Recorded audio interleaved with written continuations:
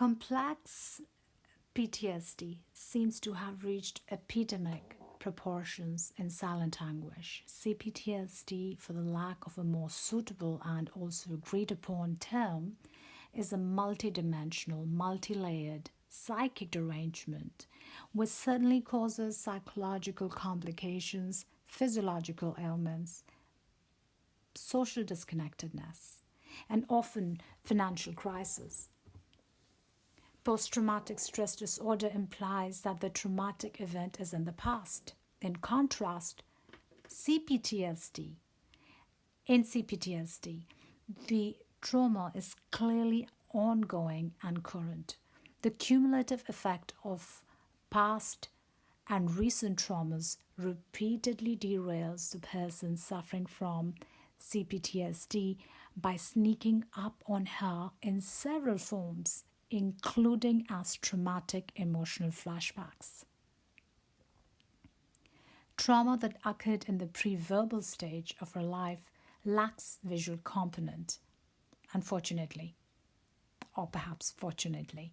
For instance, trauma of being held in contempt for her needs as an infant made her contract her muscles excessively, severely damaging habitual processes of breathing, food digestion, sleeping in infancy itself.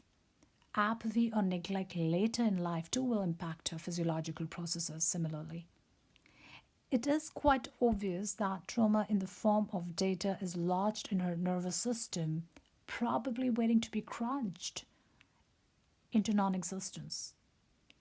Her self-image and her relationship with herself was hijacked. No wonder she is psychologically isolated and will suffer from relational disorders such as codependency much of her adult life if she does not check it. The person suffering from complex PTSD is not only a survivor since childhood, but also a survivalist, because inbuilt in the mastery of her art to barely survive is her propensity for self-sabotage. You see, she no doubt finds herself self-sabotaged out of her safety and out of her health repeatedly. And so therefore the trauma really has not ended in complex PTSD. Her dilemmas have to be attributed to neurological programming embedded in her psyche that dictates her into making choices that rebel against the authority of her own soul. She shows up, for example, she'll show up late to meetings, almost habitually. Procrastination. When it comes to her personal decisions, her personal meetings, very often there's changes in her plans at the very last minute, or closely held ideologies literally labor against her own safety or success. For example, as a religious woman, in one of her favorite virtues will be forgiving her perpetrators, not merely in words, but in literally letting them hold prominent roles in her life. She will do this at the cost of her own supporters. In other words, she will steer away from her own supporters or even castigate them only to remain trauma bonded to what she herself might refer to as an arc. She will inadvertently find sociopaths / psychopaths exciting for decades, reading their underhanded and cheap manipulations as swagger for the best parts of her adult life. Because in her mind, no one understands crazy baby like she does, you see.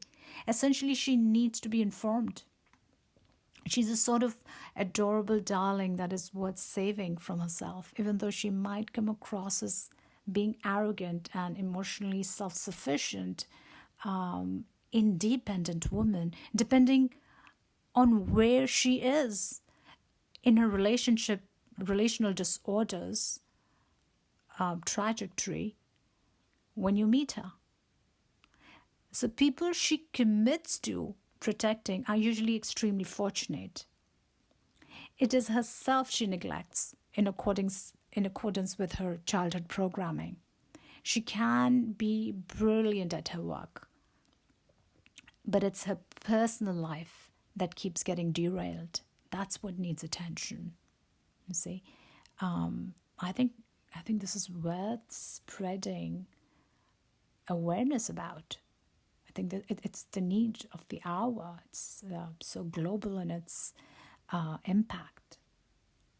I think that's what this is about.